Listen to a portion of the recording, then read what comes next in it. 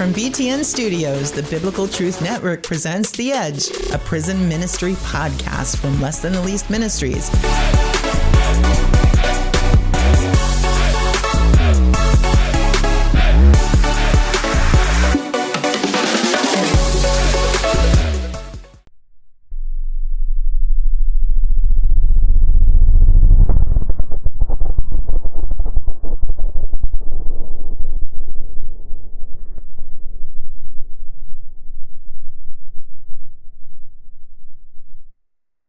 Hey, everybody, I'm Bill. And I'm Stephanie. And you're on The Edge. It's good to see everyone again. Good to see you, honey. Always good to see you. And our friends. And our friends. Family. And Brodio's in the studio today again. Yeah.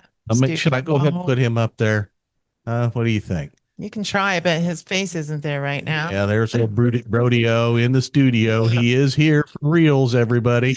He's got so many fans those doors on the doggy cam. It's like he knew as soon as I stood up to come into the studio and get prepared for this podcast today, he followed me right in. He knows the signs of what's going on. He's got it all figured out. These dogs is smart.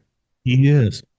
Look, we're not going to do a whole lot of banter today. We've got a lot of good stuff coming in addition to today's guest, but we've got Jeremy Coe is coming. Yeah. That'll be awesome, won't it? Yeah. And we're going to have some stuff from their event in Dallas, the prison ministry conference, and of course the cornhole showdown between Be the Nation and Given Felons. I so wish that we personally had the bandwidth right now to be able to go ourselves and be a part of it. But we are sending a camera crew, so we will have some footage from that event. Doc Dwayne Yates, our field correspondent, is going to be there with Mr. Garza, the cameraman. They're all set. They're going to do some interviews and coverage for us live. So be looking for that. That'll be sometime. We're going to give, of course, Be the Nation a chance to put out their footage first out of respect for them, and then we'll be putting ours on. But we've got a lot coming. We're also going to do some shout outs. We'll do some stuff. We're going to do our own video and talk to some of y'all. We've got a lot of mail that we've got to go through and all that. But y'all know how every once in a while we get a subject that lays on our hearts that we're like, we just need to sit down and go through this together with y'all and not have necessarily an interview for this episode. Yeah, and self-forgiveness not this one, but one of those topics that we're going to do in that. So, today, in live and in person, no, really by recording, Erick Wilson, E. Wilson. Yeah, don't be lying to the people. He is a nationally recognized international speaker, and he's the founder, executive director of the JTC Exchange. And that's Just a fact. Conversation, a grassroots nonprofit organization he launched in 2009. That's 16 years ago. Yeah. You make me feel old. Yeah. But to me, it was like yesterday. That was the future at one point. Yeah, it seemed way out there, didn't it? Originally, he's from the Bronx, New York, honey, from your neck of the woods. Yeah, and he now resides in Euless, Texas. I hope I'm pronouncing that right. Wife of 26 years, Sherry Wilson. She's affectionately referred to as his queen. As are you, Stephanie, the crowned one. His passion for prison outreach has become one of his most impactful missions, and we're going to talk a lot about that today. He's never been incarcerated, but he's personally replied to over 2,000 handwritten and email letters from incarcerated individuals, offering words of encouragement and practical wisdom. We know what that's like. Yeah. His prison visits go across Texas and Pennsylvania, Florida, Alabama, and they brought renewed hope to thousands of you.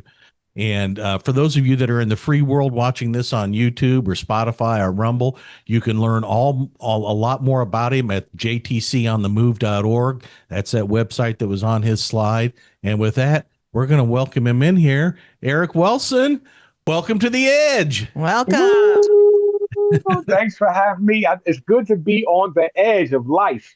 It is indeed. We were explaining to Jay Dan the other day about the Edge and the reasons that we called this the Edge. One of the reasons is because the incarcerated men and women who we do this primarily for, they live on the edge, and on several different edges. On the edge between their past failures, mistakes, bad decisions, and their future.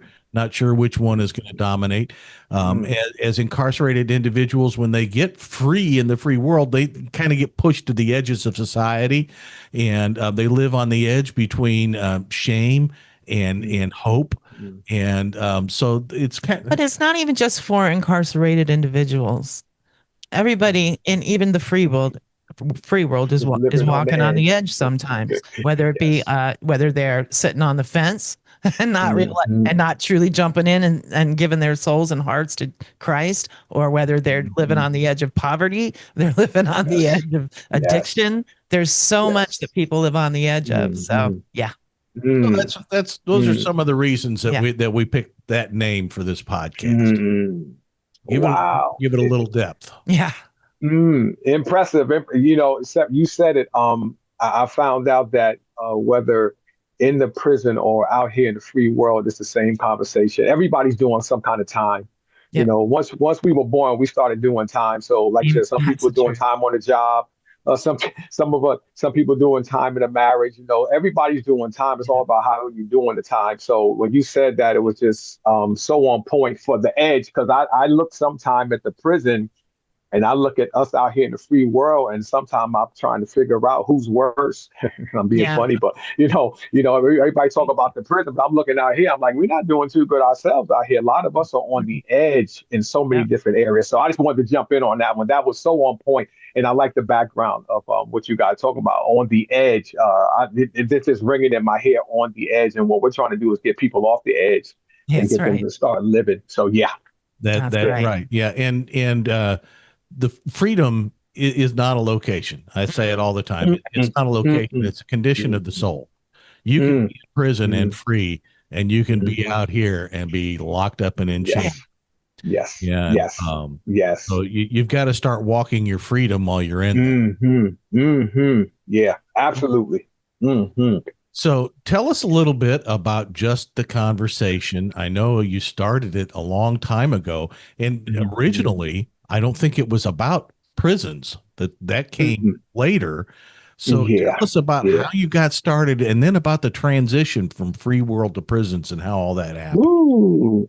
Well, I'll get it as short as possible. In 2005, my family and I, we moved from Pennsylvania. And what I didn't have in the bio was I have twins. They're 24 now. So E2 is my son and my daughter, Sheree. And so we moved from Pennsylvania to Texas back in 2005. My main reason was to get my family in one location. When I was in Pennsylvania, I was commuting back and forth to New Jersey, back and forth to work. I did that for years, but I wanted to be in one location when they started school. So God worked it out right on time, right before they started kindergarten.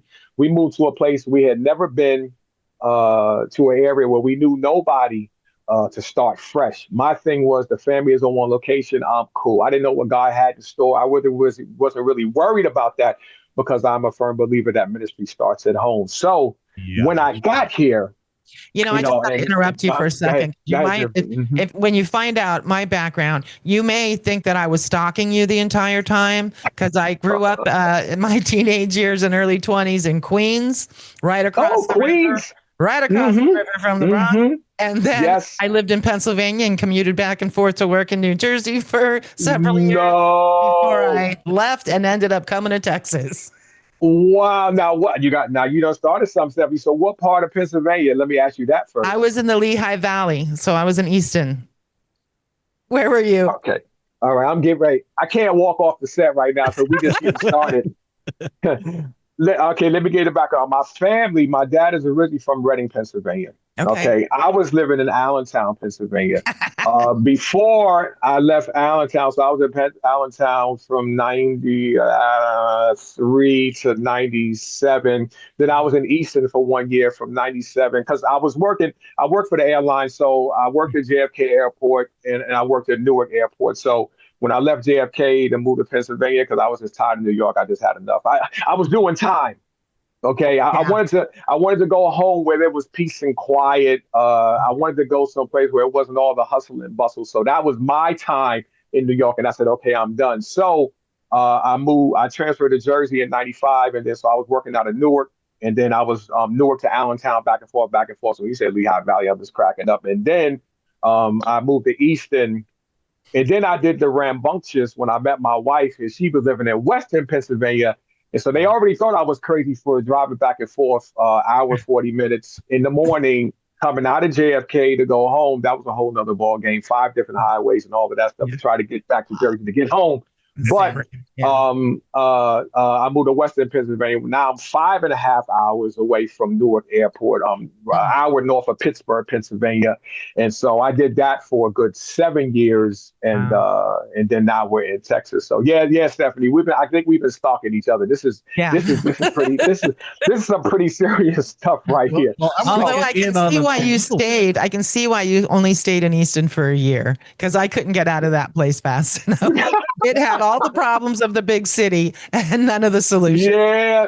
Well, Stephanie, everybody was moving. Everybody from the city was moving there. That was the issue. Everybody from New York, Easton, that was the first stop. Then Bethlehem, then Allentown, then Reading, and then the big one was the Poconos, up there. So you could see the change over the years, and like you're right, we changed locations, but our peoples followed us. And so that was, and when our people from the city followed us, and things would start to change. And so now the country was no more of a country. So we had to go.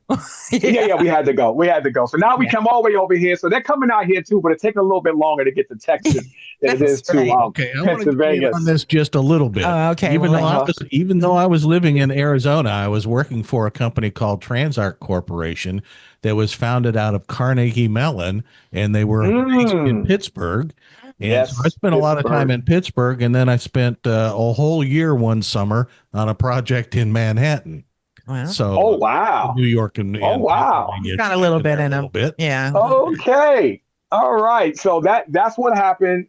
Moved to Texas, 2005. Didn't know nothing. Didn't know anything. And at my job at the airport, we just started having all of these suicides that was taking place. I didn't understand it. I think it was 2007, really, to 2008-ish.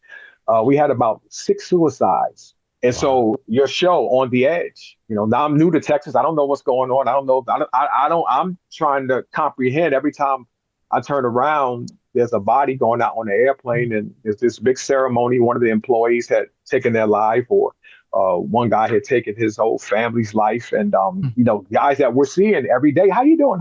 All of that stuff. And so after the 5th one, which was the guy he was from Memphis, Tennessee. He had took his whole family's life. You can actually Google it. It's still there to this day. The 2007 Arlington standoff. I was like, okay, that's enough. So my heart for people and my heart for men as leaders and families. I know a lot of times with men, we carry so much, and a lot of times there's not an unloading place where Superman can put the cape down and be Clark Kent for a little bit, and so I just said, okay, I was already talking to a lot of guys, just encouraging guys, and just by nature in their marriages or whatever phase of life they were going through. But at that time I said, okay, so I started getting guys together. And we would just go to, let's just say, McDonald's on a Tuesday morning, and just have what you guys said, just have a conversation, no scriptures, no nothing, just a conversation. Because I know that sometimes when you're quoting scriptures and you got the Bible out and all that stuff, and that's good, and there's appropriate time for that, especially for those who are not saved or on the edge, they're not really trying to heal us. Yeah, they're trying to feel the love. Yeah, they're trying to feel the love. So my thing was to create the atmosphere that guys could just share. And so that's how JTC started. It didn't start till probably 2 or 3 years after all of these conversations were taking place where we realized that. Because my thing was this, I was actually able to prevent a few guys from doing something that definitely would have been on the news, that they definitely either would have been in one of the prisons that we're going to, or they would have wiped their whole families out in themselves. And so when I saw the effectiveness of this, my thing was, how can I get somebody who's going through a situation where they feel defeated to feel like they're valuable again? And what God gave me was, let's go out in the community and serve.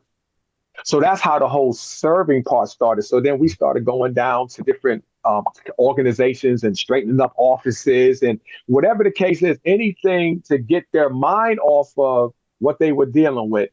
And then to get some appreciation from somebody that they're helping out. At the same time, building up their value to let them know that even though you're on the edge in this area, you're still valuable. You still have a reason to live. So that turned into we started doing that with the men. Then I had a few men's conferences at hotels and stuff. Then my wife started doing stuff with the women. And then we said, okay, we got to go after the kids now. So then I mentored in the high school for about 13 years. We did a couple of different character development programs and stuff in the HEB school district. And you did say it right, Bill. It is Euless.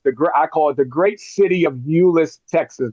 The people who want to be sarcastic call it useless, but Euless is just an incredible place that I just love. So we started getting involved in the schools and then started doing that. And we did that for about 13 years. At the same time, transferring into the prisons. Pastor Paul for Set Free Ministries, he had found me on Facebook. Here, he saw one of my videos that I had posted on one of my inspirational videos. And here he was in the U.S. area. And so we wound up connecting, and he says to me, he says, so what all are you doing? And at that time, we was just, whatever, Jesus asked, well, we were meeting needs. If it was toys, if it was food, if it was the homeless, if it was a guy, if it was a woman, whatever the needs was back then, we were just meeting needs. So we were all over the place. And so I was kind of giving the rundown what we was doing. We were doing a radio show at that time. Then they called it podcast today. Back then it was just radio show on the internet and all that stuff. So, I'm like, okay, what's a podcast? Okay, that's what we was doing back then. It's just sophisticated now. So I got it. So, I was telling him everything. When I told him mentor, and he's like, you do a mentor? I said, yeah. Do a mentor in the high school. He said, wow, I would love to do a mentor. I said, well, listen, we go on Tuesdays. At that time, it was every Tuesday, every other Tuesday. I said, come on. So he wound up coming to the high school. So then he would tell me what he was doing. And he was listing things, and he mentioned prison. And when he mentioned prison, my spirit leaps. And when I look back, now I don't recall. I have never had no dreams about doing prison ministry.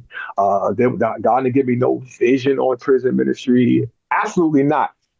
But when I went back into my inventory, so this is 2012 that this is happening. This is September of 2012. And I didn't know, I'm sure you guys know who everybody knows who Mike Barber is. If you're a breather, you know who Mike Barber is. So he just told me that, listen, we're going on this day, and just be ready at this time. And I said, I'm there.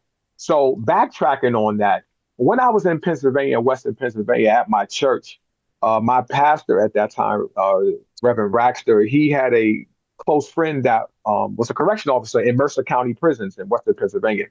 So they said that they was going to have the guys from the prison, who I call kings, come from the prison to the church, and they were going to do volunteer work and redo the whole church. Redo the drop ceilings, paint. We know it's an old church in the country. I just loved it there. I mean, you call it the backside of the desert. You need to. You could probably find it a little bit better today, but back then you really had to focus to find it. They did the floors. They did all this. So what they said was at the time. So I'm going back on you guys now. This is 2000. Yeah, 2000. So a pastor said, "Listen, can one of the leaders come during the week, just to watch the place, one of the leaders of the church?" So I was commuting at that time, 5.5 hours. So I said, I'll go up Mondays. Yeah, Mondays. Yeah.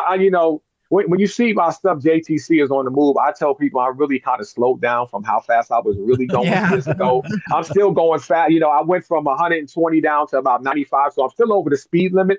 Yeah. But back then it was like action, because I was on 5 different auxiliaries at church: Sunday school, deacon, building fund, cleaning the church. I don't call myself a singer, but I was in the choir. Whatever you asked me to do, I was just there to serve. My favorite is ushering. Don't let me get on somebody's door. Forget about the preaching and all that. Don't let me get on somebody's door to welcome people into the house of God. So anyway, I usually was home Saturday, sometimes Sunday morning, straight from Newark, New Jersey, right to church, boom, and then go home. I was working a night shift at that time. And so I started going to hang out with these guys on Mondays and Tuesdays, my days off. My kids don't know about that because they were in car seats.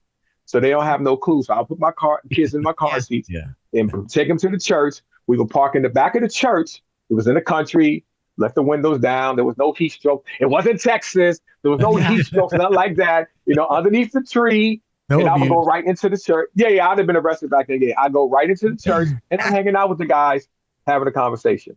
So I started doing that every week. And, they would eat lunch. And so, long story short, 3 of them I had connected with after they finished. I'll never forget when they finished after, I don't know, 2 months. And I remember the prison van riding off, and I was like a kid, like, it's over. Yeah. They're gone. It's over. So I kept in contact. It was my people. So I kept in contact with a few. And so my point was, and I went in to see that one guy one time. He was from Philadelphia. And so I remember going into the prison and the bars, boom, open it up and empty out all the pocket like the airport, but it was kind of sophisticated back then and all of that stuff. And we was in the visiting area, and I just remember just ministering to him and just encourage him and all that stuff. And that was it. Once he left, and I never caught back up with him no more. There was no more prison, no more nothing. That was 2000, around 2000. So now 2015, I have not had no visions.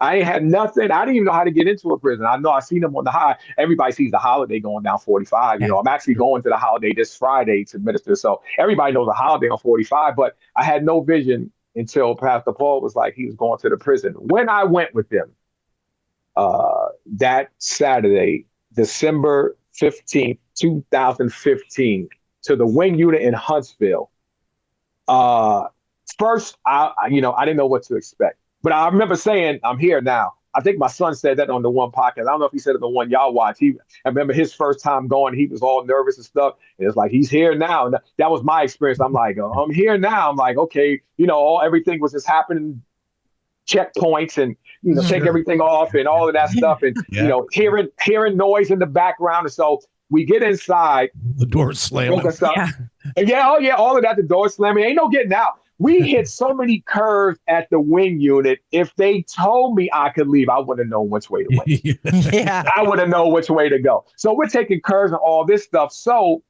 I remember they broke us up into groups of like 13. There was like 60 volunteers, groups of 13, one lead guy and one correctional officer. And so we're going. So I remember us going on the first block. It was me, Pastor Paul, and 2 other guys.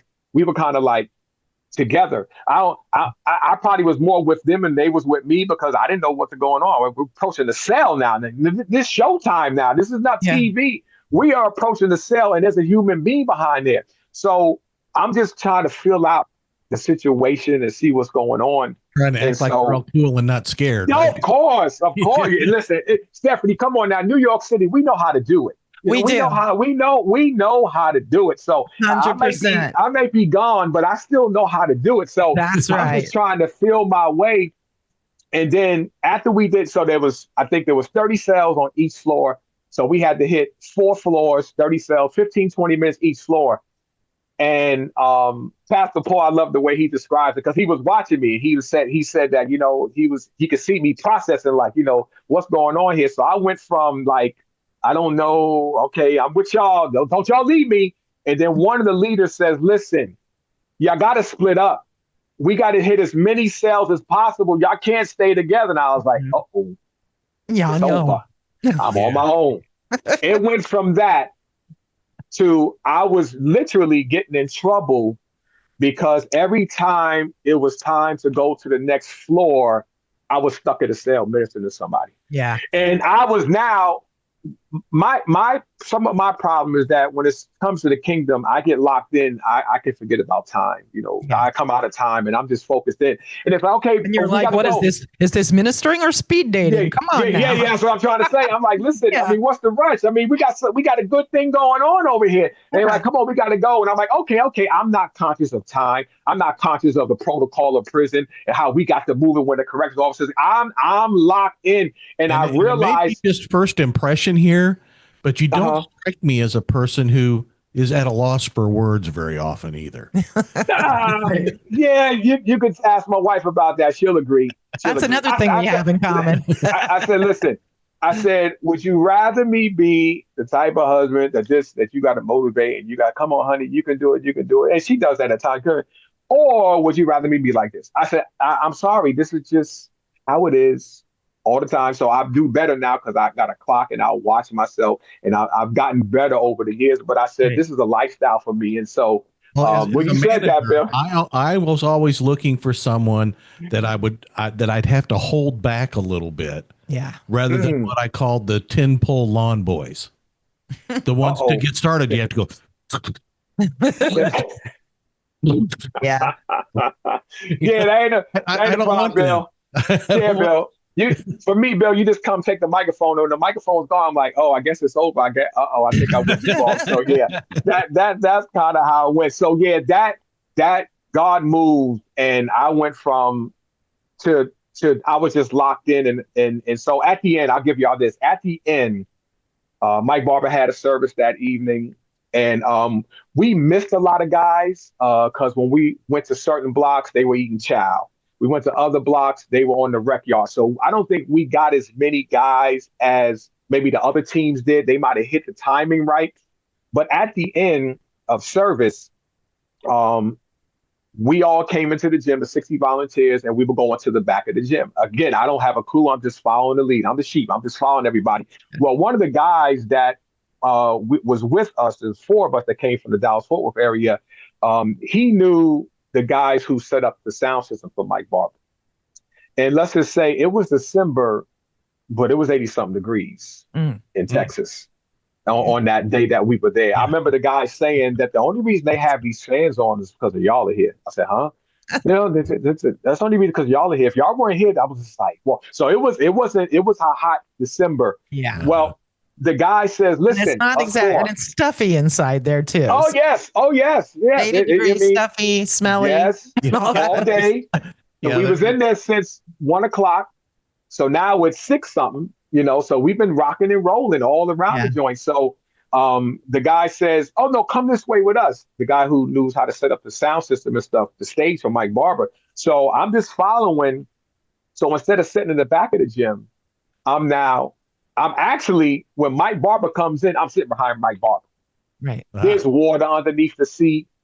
There's a big fan right there. You got to keep Mike Barber cool. If nobody else is cool, you got to keep the head man cool. So I'm sitting right behind him, and I'm like, oh, this is just great. Oh, this feels so great. So they do the service. Yeah, they do the service and everything. And so at the end, this was the kicker for me. At the end, we're walking towards the door. Okay, there's 4 of us. And the other 50-something volunteers are coming from the back with Pastor Sean Rose, who was over at Mike Barber's prison ministry at the time. And we got to the back, and one of our guys said, they asked us, the staff asked us, will we help hand out the soap? Okay, before this, near the end of service. We was like, sure, we'll help hand out the soap. We're here to help. So we get to the back, and one of the guys says, Pastor Sean, so listen, we're going to help hand out this soap. How are we going to do all of this? And Pastor Sean kindly said, y'all volunteer for that. We're leaving. It's about 8 o'clock at night now. Oh yeah. And they left. I watched 50-some volunteers walk out the door, and I said, interesting. And he was right. He said, we didn't volunteer for that. Y'all volunteer for that. We out of here. And everybody left. And us 4 stayed. And let me tell y'all, if that wasn't for me the greatest moment, because we started handing out the soap. Now, I didn't take into account that there was 1,100 guys and 1,100 kings, and the Wynn unit's a big prison.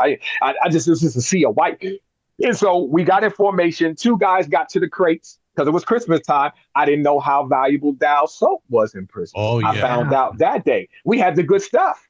So 2 of them was breaking down the crates. Us 2, me and Pastor Paul, was handing the soap. So what I was doing, because I'm a huggy type guy, I would hand the guy the soap with this hand, left hand, grab his hand with my hand, bring him to me, speak something to him, and go to the next one. So, like I said, you let me usher. Yeah. Listen, you take me with you. I don't got to speak. Just let me hug folks. That's all. I don't got to do nothing. Just let me embrace folks. So I'm doing this. Pastor Paul, I didn't know, he was telling me later, he was a little bit frustrated because he was like, man, we got to do all of this. Everybody left. But he saw how I was just rolling in my glory. I was just having a blast. And he just jumped on board. And long story short, we swapped and handed soap to the guys so they could hand it. But I mean, they were coming 20, 30 at a time. And when we got done, I remember there was a stack of licenses, 60 something licenses. And so the correctional officer actually walked out with us because they was down to us four. That was it. Yeah. We were the last of the meeting. So we're walking out and the guys had just left. And so when we came out of the gym, I'm thinking, I'm not really paying attention, but I'm thinking everybody done went to bed. But, you know, I don't know what I was thinking. But when we came out the hallway, and we couldn't see them because of the fence in the break rooms and the door, the break rooms and all that stuff. Because of the fence, it was hard to see. We could see movement, but we had just seen all of them. So I just remember us waving to this side, waving to that side, and it just had our hands in the air, just waving and walking out. And I was just like, there's a few things that hit, Bill, and then I'm gonna give y'all the microphone. A few things that hit. The one thing that hit was, wow, this is somebody's dream to walk out of here. So I was already thankful before I went in, but when I came out, it was a whole nother level of Thanksgiving. Yeah. The second thing was, because I don't know about you, but for me at least, I might not have ever been incarcerated, but I sure could have been a couple times. That's what I'm trying to see. Stephanie, Stephanie is stalking again. There she go, Bill. You got to get her, Bill, for stalking. I said I could have been one of them. Yep. That was the other thing. And then the third thing was that there's just a bunch of people in there. Yeah. Somebody's father, somebody's grandfather, somebody's brother, somebody's cousin, somebody's uncle, somebody's son, somebody's grandson. Yeah. And I'm like, so everything that I had seen or heard about prison, not that prison is Disneyland, but it just all went out the door. And I was just like, wow. And from that moment, December 15th, 2012, this year will be 10 years.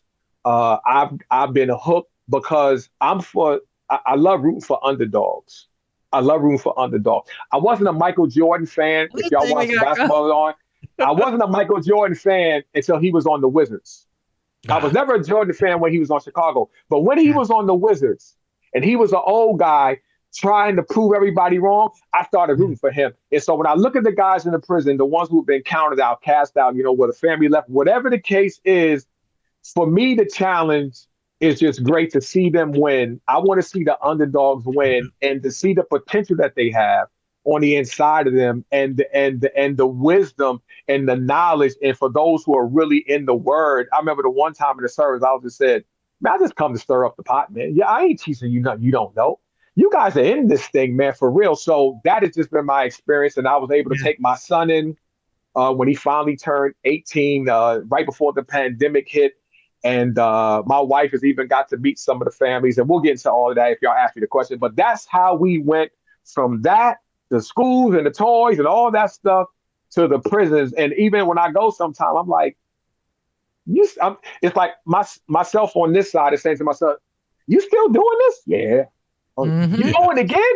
Yeah. I said, this is getting real good. I said, 10 years, I'm just getting started. This is getting real good. So that's how we went from all that community outreach to this area here, just really seeing the needs and just wanting to help. You've been a disciple long before you even knew you were discipling. Yeah, really? Definitely. Yeah. For me, I'm very similar. Like the only people in this world that I've really not liked, like people at work, people wherever out there, are people that are mean to others intentionally or think they're better than others for some reason. I think what does it for me and what my purpose is, my sole purpose in serving in prison is just sharing my love with people that don't feel loved very often and sharing the ultimate love with people that don't know about it. That's it. Wow. It's all about love for me. That's all I got. All about. Yeah. That's me and you, Steph. That's it. Just love. That's all she got. That's all I got too, Steph. Yeah. Bill probably got a little bit more than that, but we got the main ingredient. That's it. We want to show some love. Yeah. I got love and I can sing. That's my claim to fame. That's it. Yeah. Now, two things. I want to go way back. You mentioned how some people call you useless.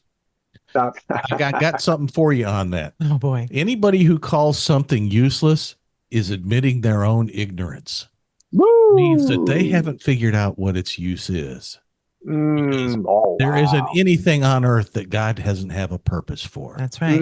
And that includes those of you watching, sitting there in a prison cell wondering, what am I useful for? You are useful. God's got a plan for you. Useful. Right? Wow. So don't stamp yourselves with the labels that were put on your record when you came in. That's right. You're not a thief, you're not a murderer. You're not a rapist. You are a human being that made a maybe huge error, but everybody can be redeemed. Everybody. Yeah, you don't have to carry that around with you in a suitcase, in a baggage, on a breadboard for the rest of your life. That's not who you are. It's what you did. You are a useless child of the one true God. Amen. That's who you are. Find your identity in Christ, and the rest of those things just don't stick. They don't matter. They don't stand.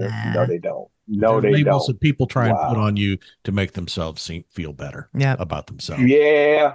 We're supposed to be building each other up. Like you said, I like that, Bill. Somebody said it's useless. They're just ignorant. Nobody needs help staying down. We can do that. We can do that all by ourselves. I don't need no help staying down, but to stay up, that's a whole nother ball game. Yep. So, it sure is. And I think, you said it, Stephanie. I think I told my wife, I said, I think we've done a pretty good job at making the gospel complicated.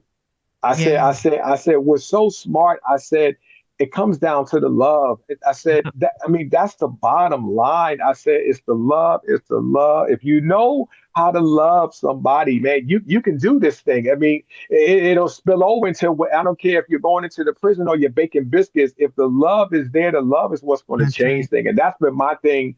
Like you, Stephanie, I said, I didn't, I don't know if anybody, I've heard that, you had to have done time to be able to make impact on somebody in prison. No, that's not necessarily true. Not necessarily true. If you care about people, care about people, I don't care where they're at. You can make some impact. I don't have to have been there because, like I said, now I'm at this stage, everybody's on the edge. Everybody's doing time. Same guy in prison is on the edge. The same guy in the 5,000 square foot home is on the edge. The same guy over in the project is on the edge. Edge is the edge. Yep. Everybody's trying to get off the edge. So if it was all about the accumulation of things and all of that stuff, at least so people who have that kind of stuff or us or whatever you want to call good would be straight. No, everybody's on the edge, but those of us who understand to stay away from the edge and try to bring somebody else to get off the edge so they can live their best life and know that, like you said, the end is not over. You can redeem the time. God can definitely restore things. And that's just my message to the guys in there, man. Those who know me, that I just want to see. I said, listen, I'm here for a few reasons. I care about y'all and I want to see you win.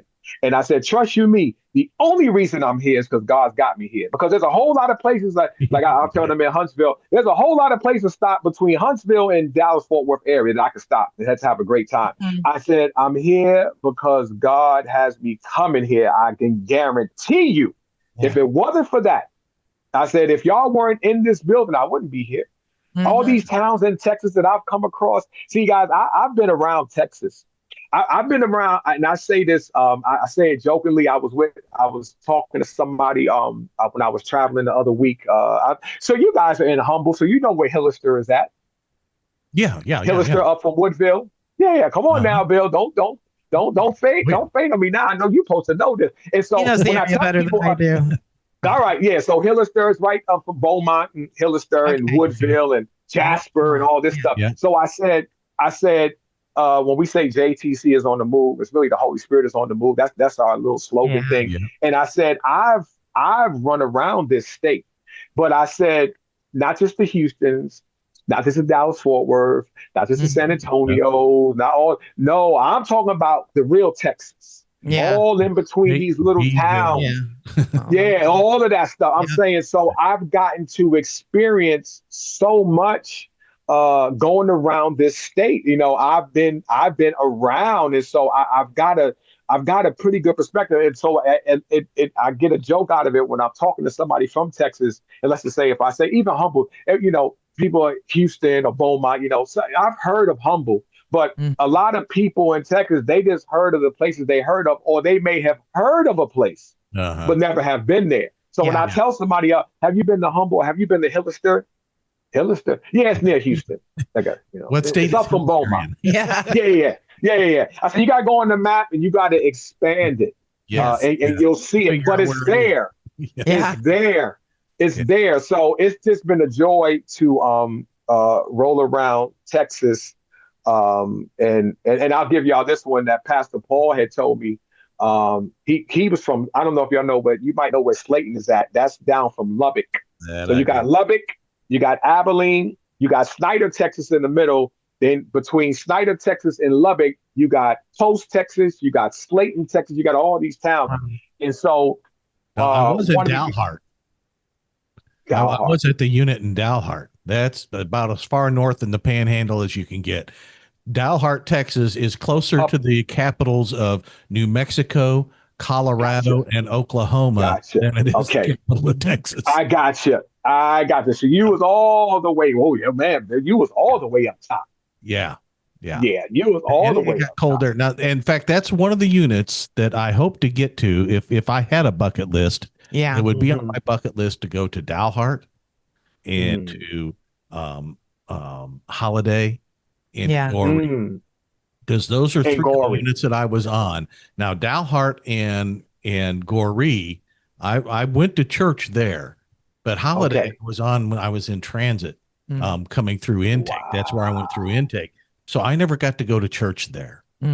I want to go to Holiday. I want to do praise and worship with my wife at Holiday, and I want to do praise and worship with my wife at Goree. I was on the praise team at Goree. And then I want to go to Dalhart and do praise and worship there. I did not do praise and worship when I was at Dalhart. Dalhart was my 7 years of seminary time, where I got deep into the word and studied, biblical Greek and hermeneutics and systematic theology and eschatology and all that deep stuff to figure out what I really believed, because it wasn't until I went to prison that I didn't realize that what I thought I believed, I couldn't really articulate what I believed. I couldn't articulate why I believed it, and I could not say whether or not it was really in the Bible. Right? And it wasn't until I went to church in prison, and one week they would say, you can lose your salvation. The next week they'd say, you cannot lose your salvation. One week they'd say you had to be baptized to get saved. The next week, no, you don't have to be baptized to get saved. All these different theological viewpoints came at me, and I'm like, what in the world? I didn't know what to believe. Yes. So I thought the only way to figure it out was to dig in myself. And so that was 7 years of seminary there at Dalhart. And I went to church, but I didn't participate in the praise and worship there. I got you. Wow. It wasn't until I got to Ramsey down in the Rose of Sharon. Ramsey. Shout out to you. Ramsey. And that I finally got to do some praise and worship. And people, if you're watching this podcast and you look like me, don't think that you aren't going to have anything in common with or have anything that might benefit prisoners or be fulfilled yourself from doing that work. Boy, I was once in and sold. That was it. And I have more brothers now in prisons that I'm safe with. Like, if there's anything happen, I know who I'm calling on. These guys will protect me. They are my brothers, my family, and I love them dearly. She feels safer in prison than when she's at the HEB. I'm sure. You got good protection in there. Exactly. There's always a group of men that I know is going to surround me, make sure nothing happens to me. I tell people in ministry, I tell people, that I know, I'm like, that needs to come off the bucket list. You need to make one trip to a prison. I said a few reasons why. I said the first thing, even if you never go back, but you don't know until you try it. But the first thing is that I believe you'll realize that the problems that you have are not as serious as you thought. Okay. There's some people with some real problems. The second thing, it will cause you to really appreciate your freedom, because it took me a while to realize that everybody in prison is not guilty. Those guys really blow me away, because I'm like, how do you have an attitude of gratitude and you didn't do it? That there's just a whole nother level. So I encourage people. I said, and the realness that's in there. The other thing about the side of prison is that if you're faking, they're going to figure you out. They sure. Yeah. I said they're sharpening the TSA X-ray machine at the airport. They're going to figure you out. Yeah. So I guess if you're faking, it's best not to go because you're going to get found out. But right. You're going to get found out. But I just think that everybody, especially as a believer, at least needs to go and just observe. I tell people, you don't have to go, you don't have to speak. Now, just take it in. I'm telling you, you'll come back to work and you'll be thankful. The car you're driving, you'll be thankful. The family that gets on your nerve, you'll still be. I'm telling you, because I said it's like this world, this community that is detached from everybody else, but yet they're still connected. They're detached physical, but they still have wives and kids and all of that stuff. So the world thinks that put them away and we don't have to deal with them no more. Well, if they're still talking to their family, you're still dealing with them because they're still talking to their wives, they're still talking to their kids. So let's just say if the guy is acting crazy, well, his wife may be acting crazy. His kid is in class with your kid, and you don't even know why this kid is acting crazy. So I said, we have so much impact to make when we're impacting somebody in prison, because I know when we're impacting that man, we're impacting his wife, his kids, his mother, his whoever he's connected with. 100%. So it's so much bigger than just the meeting itself. This is nobody is separated. We're all tied together with this thing. So that's my encouragement. That way, my response has always been, well, the thing about people in prison is they don't stay there, and you've got to ask yourself, what kind of person do you want coming back out? And if you have a chance to make them a better person, a better citizen, and a better neighbor, then why not do that? Right? Yes. Right. The impact is still true while they're in there. People change over 20, 30 years. Yeah. So you're not the same person at 19, 18 than you are now at 30 or 40. You're a different person. We all grow. We all change. We all have different experiences. So it makes no sense to me. It makes no sense to me to not consider each human. It's like treat them like human beings. That's, I think, the part for me. Is that we just the men there, and nobody thinks about what happens afterwards. And now I got to throw this in there too. The guy that was my coworker at Dalhart when I was doing all that studying, he was a graduate of the Dallas Theological Seminary. His name is Charlie. A shout out to you there, Charlie. I love you, brother, and I pray for you every day. Charlie was my go-to. He and I were connected at the hip, and we studied every day. We'd put our Bibles and books down on the table when we'd come out in the morning to clean up the wing. We were SSIs. We'd clean the wing, and when they'd open up the cells, we'd start studying. We did it all day long, 7 days a week. And one day he just disappeared, and it was because he got his case overturned. He was wrongly convicted, but he found a purpose in that. Right. And I wasn't the only one that was there studying with him. There are others as well. He's also responsible for getting us this lovely house, or for he is. When I got out, I discovered that he was in Houston and flipping houses, and he put me in this house that we're in.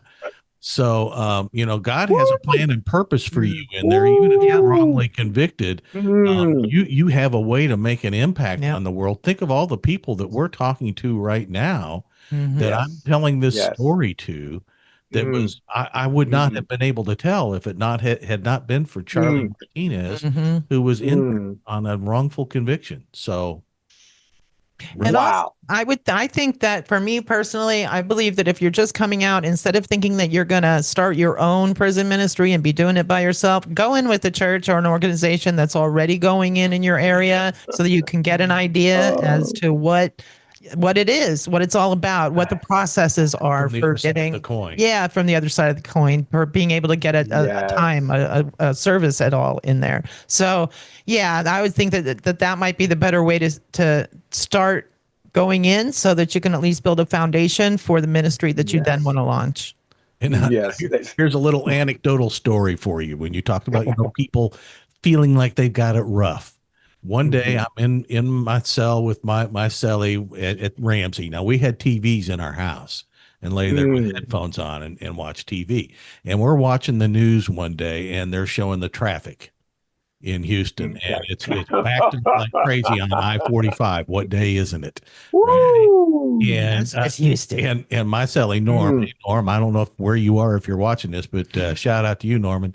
Norman said, "Man, I'm glad I'm not in that." And I said, "That's funny because I was just thinking, God, there's someone sitting in their car in that traffic jam saying, 'Lord, get me out of this.'" Yeah. And I'm telling you right now, God, I'm ready to trade places with you. Swap us out. Just swap us out. Exactly. Swap us out. No problem. Quick, fast. So true, Bill. So true. That we are. When I look at it, and I understand that everybody's not called to do this, but we really are privileged because we get to experience. I said when the average person riding down the road and they see a prison, what goes through their mind? Those crazies, those this, these lock them up, keep them up. When we pass by a prison, and I know I can speak for y'all too, we know that there's people in there. We know that there's greatness in there. It's the image of the bars and the barbed wire that keep most out, but we've been able to go past the veil to see what's behind those bars. And really, guys are being preserved. Even women are being preserved. They're being built up. Like I said, it's your free will. For those in there, some guys and girls, they're, messing around, playing games, but there are those who are serious with a plan, and they're using this time well to prepare themselves. Like you said, if you stay ready, you don't have to get ready. So when their number is called, I say anybody who's in there who's really focused will come out here and soar past all of us. So we get the privilege to experience, like you said, Steph, these are my peoples in here. These are my people. So when you're telling people on the outside, they haven't gotten past the bars. They haven't even gotten in the front door. They haven't even gotten past the arrest. I'm just saying. And the other thing about it is that all it takes is a second to do something crazy. Anybody. All it takes is 1 second. And when you hear some of the stories, I can't even, when guys tell me their charges, for those who shared that with me, I don't go around asking, what did you do? But for those, because I've built relationships through letters and stuff, I can't even imagine them doing that. I can't see it. Now, well, I know I felt with him. Like you said. Exactly. It was like, this is it's not the man I know. So even when Bill said, me and you have something in common, we haven't done time. And I'm saying, you done time, Bill? I didn't know that. I never guessed that. So you don't know what does a person that's done time look like. You can't identify that. You don't know if they've changed. Now, some people you can kind of tell because they still have the culture on them, and you might experience some stuff. I don't know, but I'm just saying, as they evolve, you can't really tell who's been in and who hasn't. You can look at a guy and think he's never been in. He say, "Yeah, I did 25 years." What are you talking about? You did 20? What? And so, we get back to my point. We get the privilege. I call it a privilege that God allows me to go into these places, as y'all said, where the Bible says the least of these, which is really the greatest of these, to have any kind of influence on their lives at such a vulnerable time. Like you said, when they're hearing so many different documents, so many different things, and this, that, and other. And I'm just saying, we get that privilege. So I'm just honored after all of these years. And not that I thought that the fire would die down, but I'm just more excited now than I was when I first started going in it, because I just see what God is doing. And even coming on you guys' podcast, and you talk about resourceful. And I heard that y'all are going next year. I know that y'all are planning on it, but you got to go to Alabama. It's not an option. You have to go. And this guy, which is how I got to Alabama, King Michael White. I mean, this guy is something else, man. White. Hey, Michael. Listen, this guy is something else. And we tease him. Huh? He's on fire. Fire. Any guy that is any guy or woman that's incarcerated, that is feeling like they're useless. They need to understand that Michael White, along with some other kings over there in Alabama, they have orchestrated this movement where all of us are coming to Alabama Yeah. All because a guy had the faith to send a letter out. Yeah. Yep.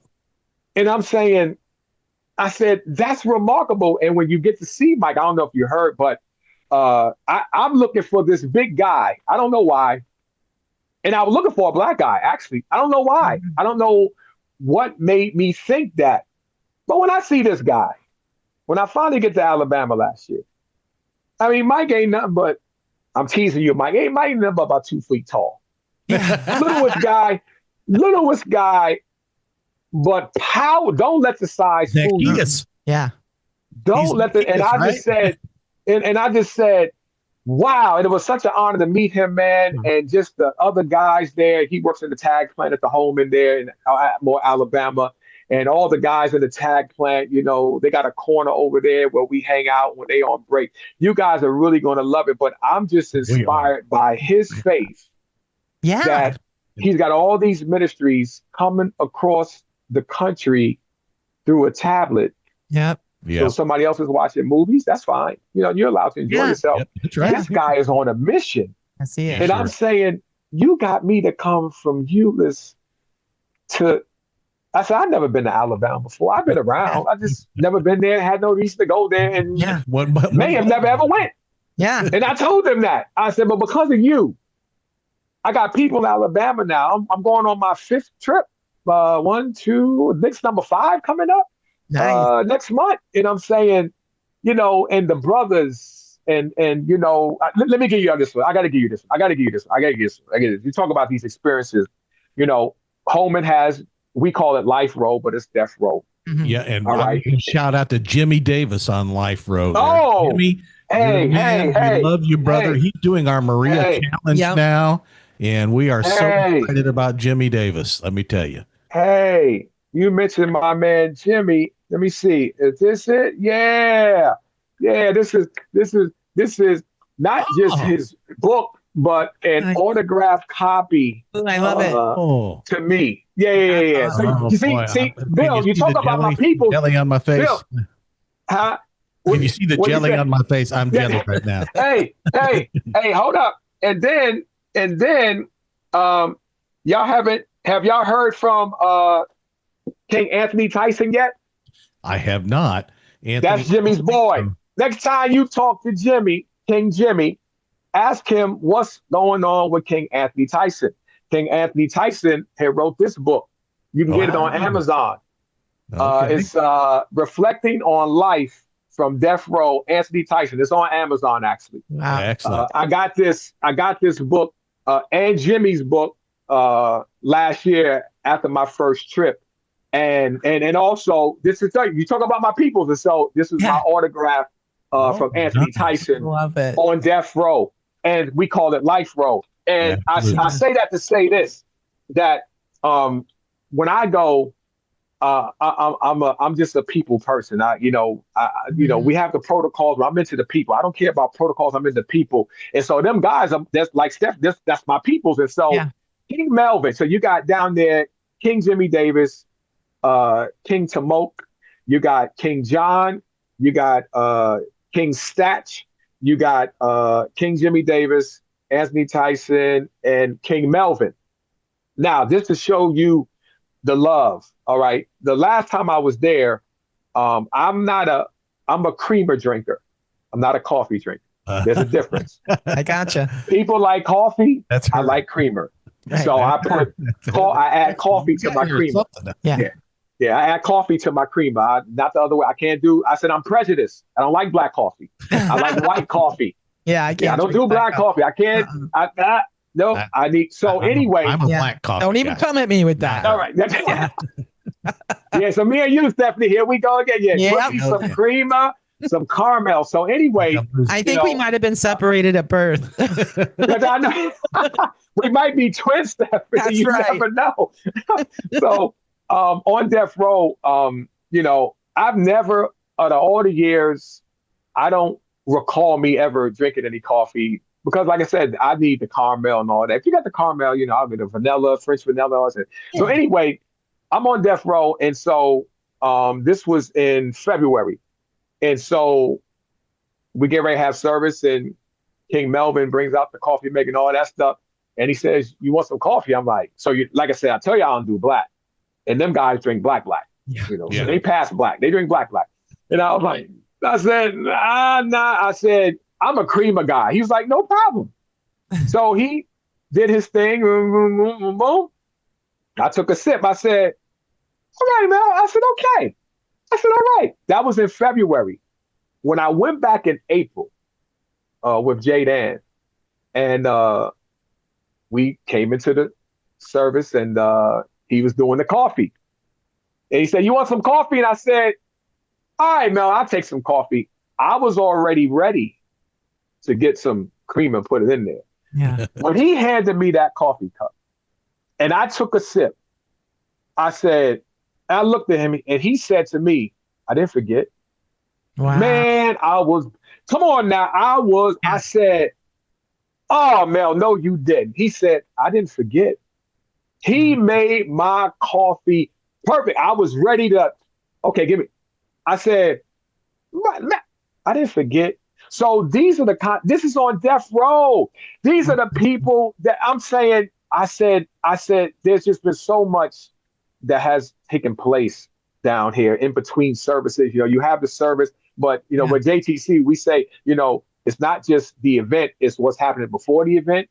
It's what's happening after the event. It's the other things that happen during the event. And this is some of the experiences that we've been privileged to experience. And I'm just saying, man, Lord, I went in to make impact. Mm-hmm. I didn't know what God had in store for me. Mm-hmm. I wasn't looking for that. But as I'm looking now, that as I went in, that's how God does. No, I got something for you too. I got something for you too, Stephanie. That's how I got something for you too, Bill. That's how like if you stop now, if I stop now, I would have such a empty hole in my life. Yeah. Like it filled my life. Yeah. And if you honestly, if you have not experienced an in prison worship service, then you haven't seen a real worship service, because it's my church. I call it my congregation, but that's my church, because I don't want to walk out here and walk into a church where the people are not alive. I want to walk into a church where everybody's up worshiping God. Nobody's ashamed or sitting on their hands. They're happy to stand up and really, truly worship our God and our Savior. Yeah. Two quick things. Yes, sir. You're all watching this on Pando, you can comment now, and we're reading those comments. Mm-hmm. And we want to hear your side of this story that E. Wilson just told us. Tell us about your side. All y'all there at Atmore and any place that he's been. We want to hear your Erick Wilson stories. Tell us about them. We want to read that. And then the other thing is about this whole thing about death row versus life row. Yeah. The Bible that I have says death has been defeated. Mm-hmm. So, they can kill the body, but that's all they can do. There's life, right? Yeah. You are as alive afterwards as you ever were. And so they're not the judge of who lives and who dies. No, that's a state of Texas in charge of that. This is all temporary housing. Jesus has conquered the grave. That's right. Yeah. And that's the good news for us now. That's why we call it life row, because there's life down there. The people are breathing. The people are breathing. And some of them, like Jimmy Davis, for a perfect example, is more on fire about life. And a lot of people out here, so like you said, freedom has no location. So I'm looking at this and I'm just like blown away. I'm like, hold up, and they're still talking in faith, believing that their convictions are going to be overturned. And I'm just saying, what kind of faith is this, that y'all are in this pit, but yet and still you believe God? And I'm saying, wow. So this is the kind of stuff that we get to experience that the world won't get to see, because many times they won't go for whatever the reasons is. But when you bring me in, I'm sucking it all up. Mm-hmm. I'm trying to get all I can. I'm trying to get all I can out of the experience to see what God is doing and what he's saying and how all this stuff works. So yes, Jimmy Davis Jr., them guys down there, you guys are going to love it. The guys at Holman. It is our plan to go there next year. Yeah, and that usually is my favorite part. My favorite part is, because I help lead praise and worship, and then, but my favorite part is afterwards when whoever's giving the message is giving the message, and I'm there making connections with everybody else in the background, the sound crew, that is the best time for me. The before, the after, and the in between, because that's when you really make those human connections. It sure is. Yes, I'm excited. I'm just declaring it by faith. Y'all are going. It's already settled. You guys are going to love it. All them at the Holman. You got my boy, It Be Me. You got King Reggie. You got King Nathan in the tag plant. You got over at Fountain, because y'all gonna go to Fountain. You go to Fountain Annex. So you got King Adam over there. Worship leader at Fountain. Then you got the Annex. You got King Johnny. You guys are going to love it. There are some powerful brothers. I'm excited. Yeah. Well, the chaplain smoker, the great chaplain smoker, keeps teasing me. He just said to me the other day in a text. He said, "You might have to get some property down here." I said, "Well, chap," I said, "Who knows?" Yeah. I said, "Who knows?" Exactly. I'll go wherever God leads my feet. Who knows? I'm just saying. I just said that, there's just some special. And the chaplain, when you get to meet Chaplain Smoker, Chaplain Smoker is just, he's just top notch, man. He's kind of running, between all three of those campuses down there.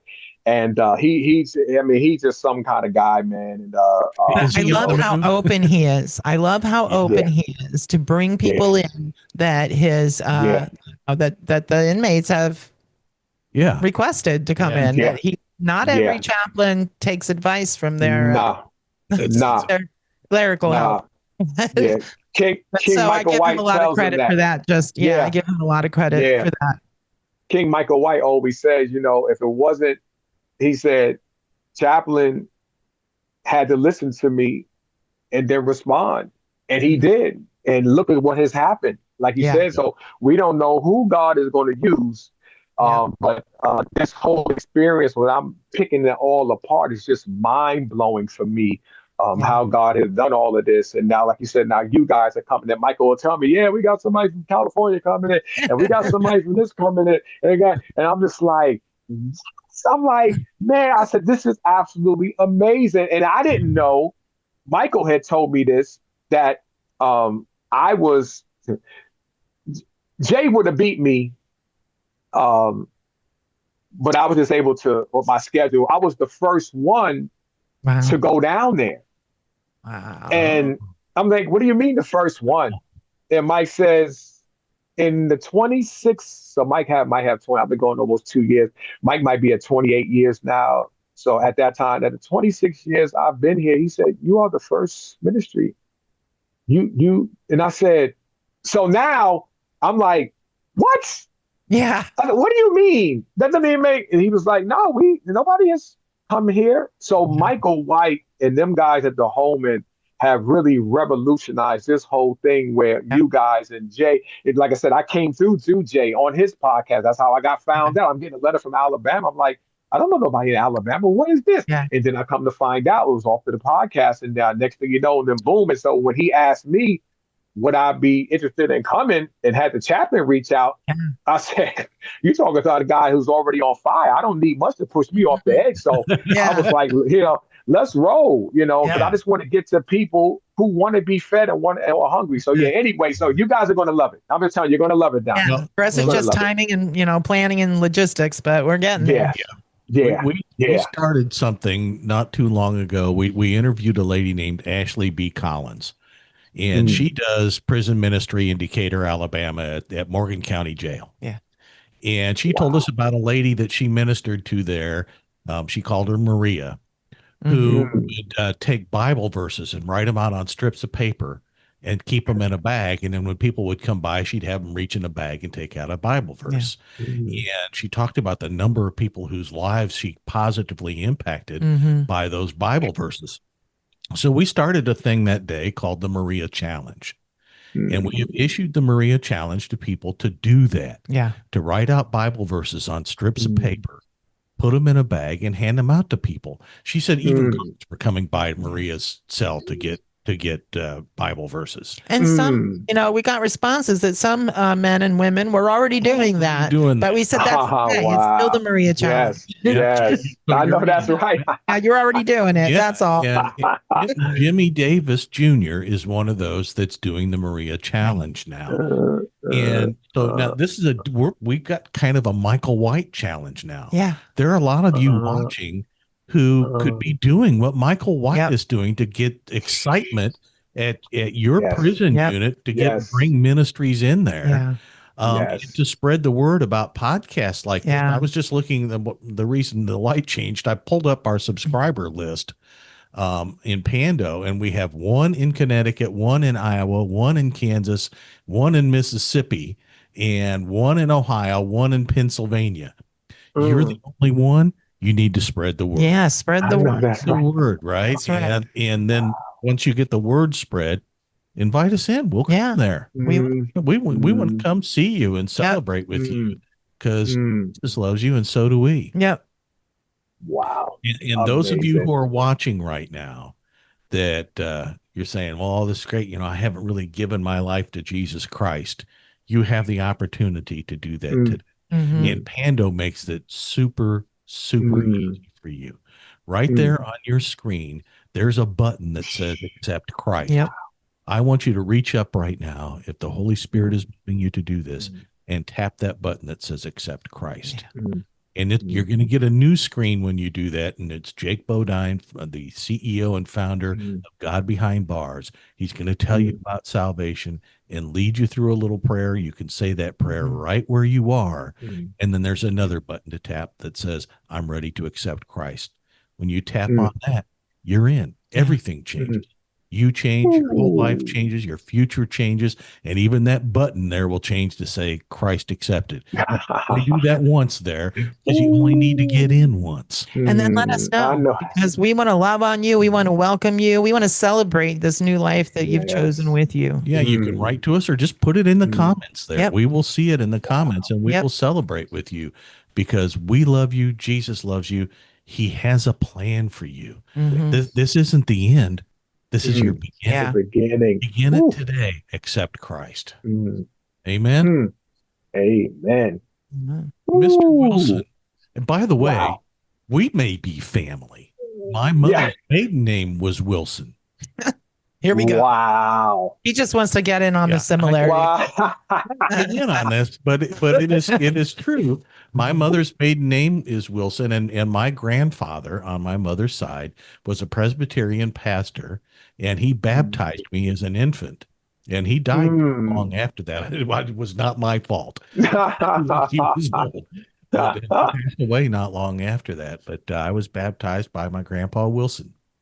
Wow. Look at this. Boy, I tell you.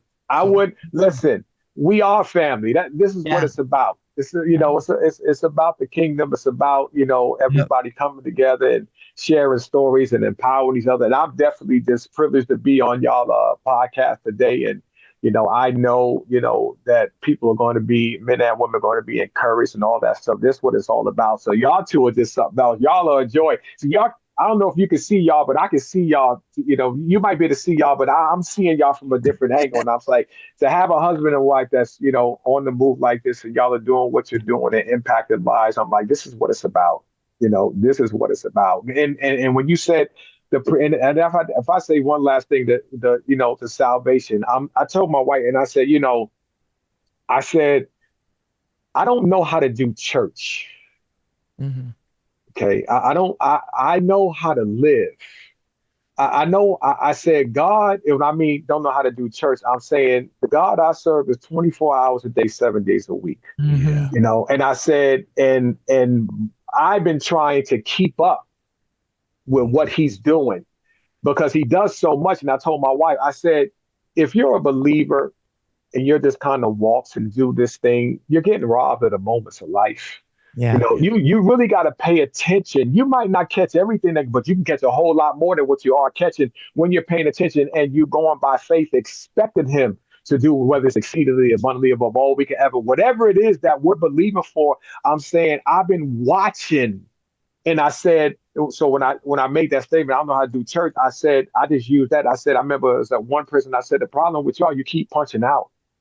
Service is over, you punch out. You don't punch back into the next service 5 days later. I said, this is a lifestyle. This is a way of living. And I said, I watch God in my job. I watch God in my home. I watch him in the ministry. I said, the ministry is just a part. It's another part of me, whether I'm at home or whatever, at the job, God's favor, just orchestrating and moving stuff. And I'm just like, I said, there's nothing like it.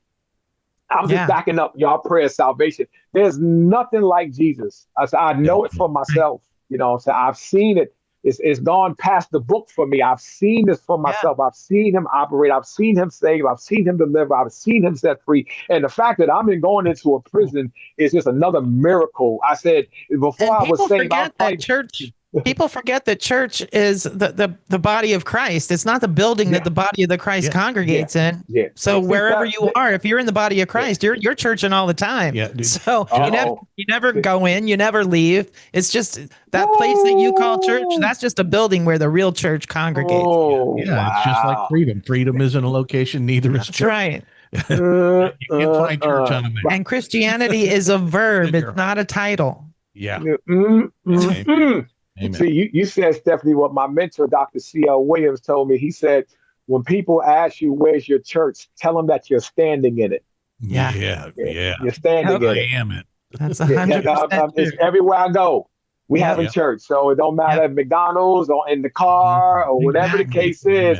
Church is in session. There's no benedictions. It's just 24 hours a day, nonstop action until we wrap up and get up out of here. That's right. It's not a coat that you put on and take off. Wear this everywhere. Amen. This is it. Well, Mr. Wilson, thank you so much. Yeah.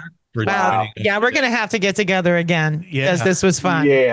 Maybe when you're looking at your plans for next year for Alabama, especially you and J-Dan. If you guys are planning a trip to Alabama sometime next year, you got to loop us in. Yeah. Gotcha. Oh, let's do a trios. We need to loop you in with some of the stuff that we're doing in our Behind the Razor Wire tour here in Texas the remainder of this year. Yeah, join us. We're going to Behind the Razor every month Wire. to do Behind the Razor Wire tour. We've got Kendall Mahar. He's a Christian rapper. Our brother, our son. He's going to do some music. We're going to do some music. Two Made New. And we're going to have some testimonies and some praise time. It's a couple hours, and we're doing, I think, 5 different units this fall. And we've done some previously, and so we'll loop you in, get you to come in. Wow. With one of those. Let me know, and if my schedule permits, listen, I'm in. I ain't got to I'll just say, let me at the door. Just put me at the door with the other ushers. We'll let you hand out some soap. No, listen.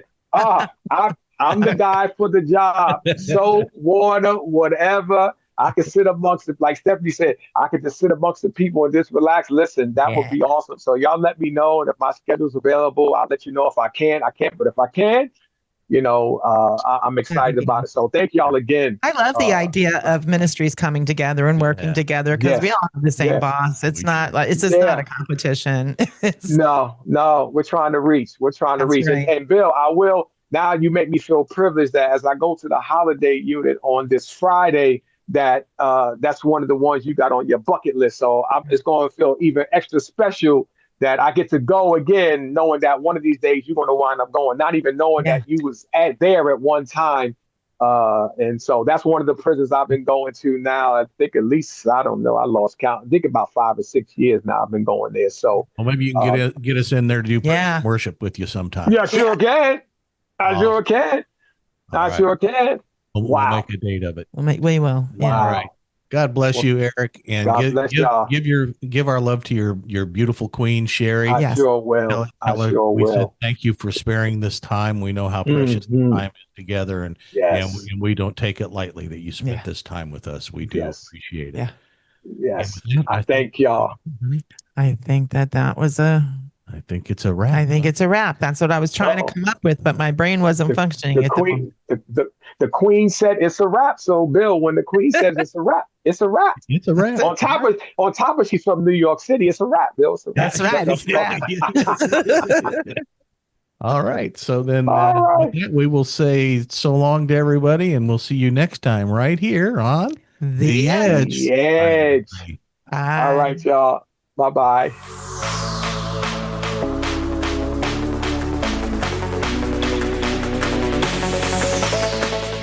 Hey, thanks for joining us today on The Edge, a Less Than the Least Ministries podcast.